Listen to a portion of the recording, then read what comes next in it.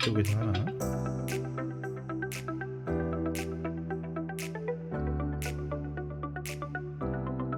자, 안녕하세요. 1톤 피싱 인사드립니다. 오늘 여러분께 소개드릴 영상은 자동차 트렁크 선반 제작입니다.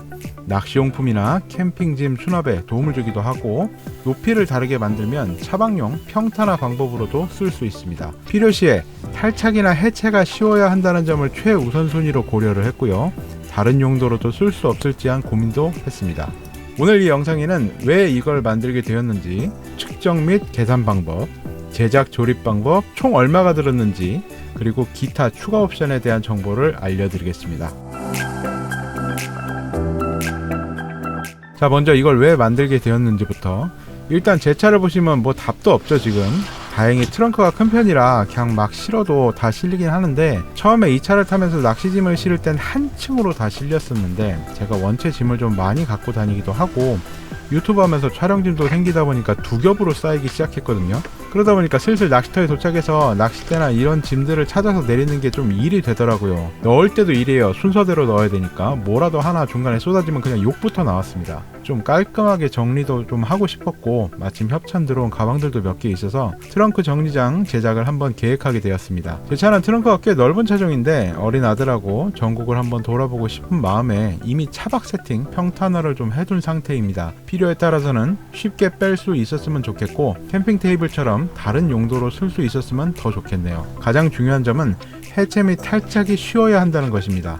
이런 선반을 짤 때 막연한 두려움이 있어요. 한번 짜면은 못 빼고 이대로 계속 써야 된다거나 빼서 둘 곳이 없다, 뭐 이런 거요. 이 점을 가장 먼저 고려를 했습니다. 저는 1단이 아니라 캠핑용 테이블로 쓸 수 있도록 분리형 2단으로 제작을 했는데요. 차종에 따라서 넓이 길이를 어떻게 정하는지부터 시작하겠습니다. 일단 테이블 형태니까 가로, 세로 높이를 알아야 되겠죠. 보통 이렇게 평평한 테이블 형태가 아닐 경우가 더 많을 거예요. 차 바닥이 평탄화가 안 되어 있을 경우도 있고, 차 구조에 따라선 직사각형이 안 나와서 약간 피읍자 형태로 만들 수도 있습니다. 일단 수치를 재려면은 완전 바닥에서 최대 길이를 측정을 해야 되고, 완성된 높이에서도 한번 최소 길이를 체크를 해줍니다. 약간 보수적으로 잡으셔야 돼요.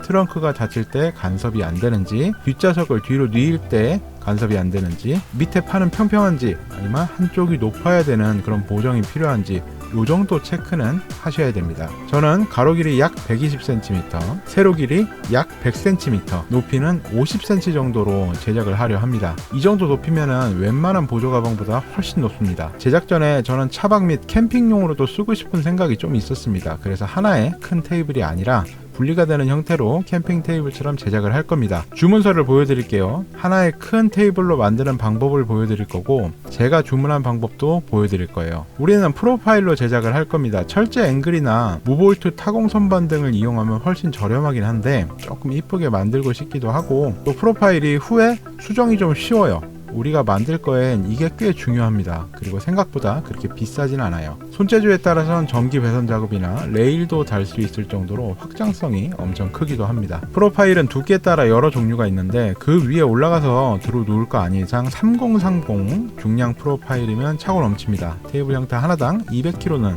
너끈히 버팁니다. 이제 제가 주문했던 옵션을 그대로 주문하는 걸 보여드릴게요. 일단 설계도입니다. 가로 120에 세로 100, 높이 50cm였죠. 그럼 가로 길이용 2개, 세로 길이용 2개, 높이 다리용 4개가 필요합니다. 근데 주문하실 때는 이 재료가 가로, 세로 두께가 3cm란 거를 고려를 해주셔야 돼요. 그대로 길이대로 주문하면은 분명 크게 제작이 됩니다.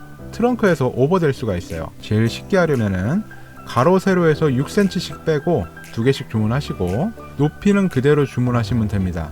예를 들면은 지금 가로는 114, 세로는 94, 높이는 50으로 그대로 주문을 하는 거죠. 이 수치는 자동차마다 다릅니다. 이제 이걸 조립만 하면 되는데, 조립할 때 필요한 부속이 있어요. 여러 부속을 쓸 수 있는데 처음이면 그냥 다이캐스팅으로 쓰는 게 가장 낫습니다. 다이캐스팅 브라켓이에요. 조립이 쉽고 힘도 강하게 받고, 조금 수정이 필요할 때 수정이 아주 쉬워요. 탭 가공, 홀 가공 뭐 필요 없는 것도 장점이고요. 그리고 이제부터 수치 고려하지 마시고 그대로 주문하는 게 좋습니다.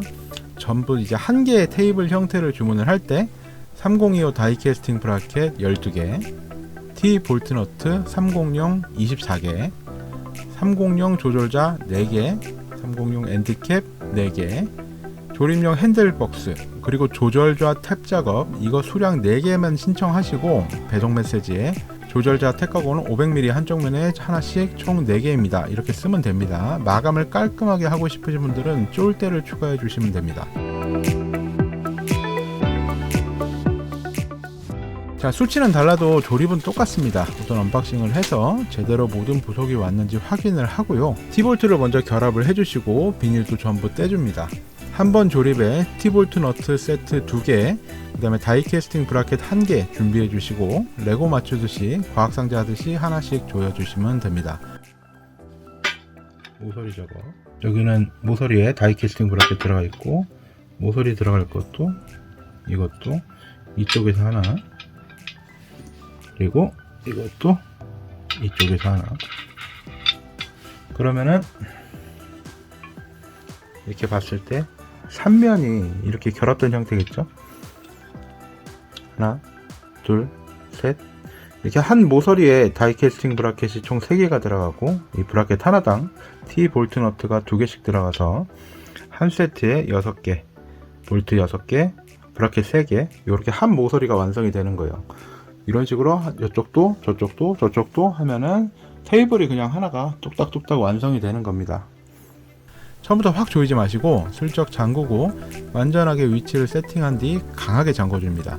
T볼트 너트 특성상 조금만 풀어도 다 풀려버리거든요. 그러니까 한번 이렇게 수정을 할 때는 확 풀어버리시고 다시 꽉 조이시는 형태로 T볼트 너트 조립을 이어가시면 됩니다. 저는 2단으로 만들려고 생각했기 때문에 총 2개를 만들게 됩니다. 또 중량 제품이나 후에 캠핑 IGT 테이블 용도로도 쓰려고 중간에 보강대를 하나 더 해뒀습니다.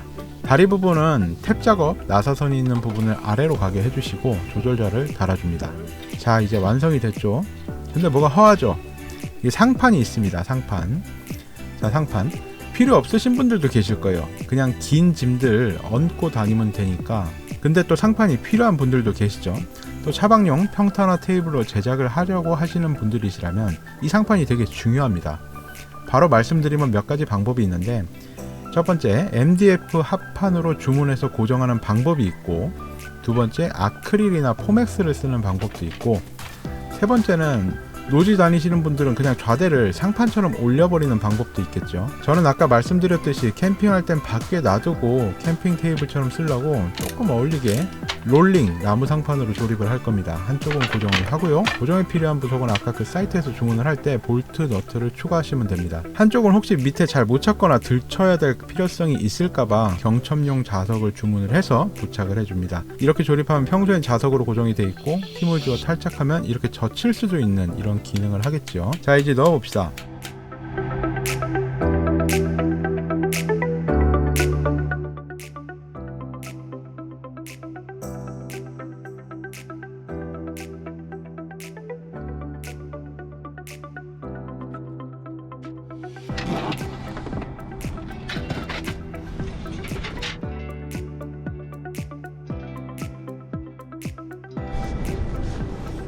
볼 때 좀 예쁘게,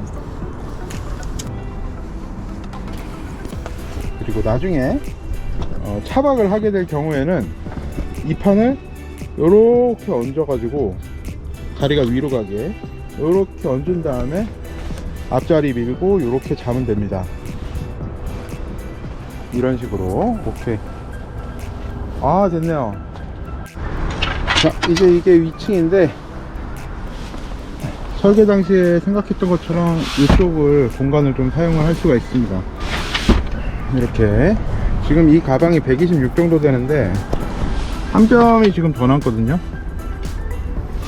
150이 넘는 장대도 이렇게 딱 거치를 할 수가 있어요. 자, 어떠신가요? 마음에 드시나요? 자, 위쪽은 차의 구조를 이용해서 150cm 파라솔이나 장대도 바로 적재할 수 있도록 높이를 신경 쓴 부분이 있었는데 이 부분도 잘 들어맞고 저는 나름 만족스럽습니다. 롱너트 부분을 사용해서 평소엔 양쪽을 예쁘게 붙여줄 수가 있고, 쫄대를 사용해서 틈을 외워서 좀 깔끔하게 마감을 했습니다. 1인 차박을 할 때는 한쪽으로 얹어놓고 앞열 밀고 여기서 누워서 자면 되고요.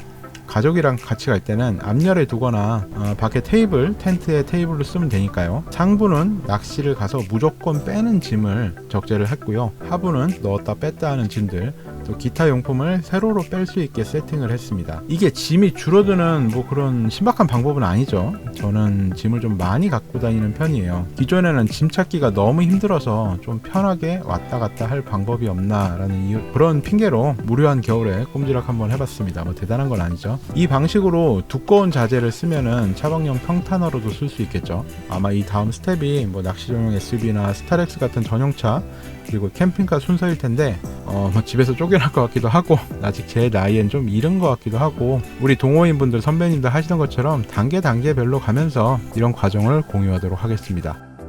구독과 좋아요를 눌러주시면 항상 최신 소식을 빠르게 만나보실 수 있으십니다. 네이버 1톤 피싱 카페도 찾아주십시오. 이번 영상은 여기까지입니다. 시청해주셔서 감사드립니다.